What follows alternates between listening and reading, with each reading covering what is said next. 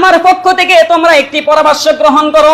ইয়া মাশারাল কুরাইশ, হে কুরাইশ বংশের লোকেরা, লা তাদখুলু ফি বুনিয়ানিহা মিন কাসাবিকুম, তোমরা যে এই বাইতুল্লাহ শরীফকে নির্মাণ করতে চাচ্ছ, পূর্ণভাবে আবার তৈরি করতে চাচ্ছ, তোমাদের জন্য আমার পক্ষ থেকে তোমাদের জন্য পরামর্শ হলো মিন কাসাবিকুম, তোমরা এটা নির্মাণ করার ক্ষেত্রে ব্যবহার করো না তোমাদের অবৈধ সম্পদ, ইল্লা তাইয়িবান, তবে পবিত্র সম্পদ দ্বারা এই কাবাকে নির্মাণ করতে হবে।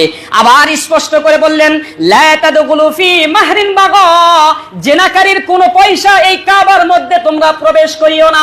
যারা জেনা করে করে টাকা উপার্জন করেছে, নিজেদেরকে বেশ্যা বলে বলে টাকা উপার্জন করেছে, এইভাবে তোমরা জেনাকারীর টাকা এখানে গ্রহণ করো না। ওয়ালা বাইআ রিবান, এবং সুদের টাকা তোমরা এই কাবার মধ্যে লাগাইও না।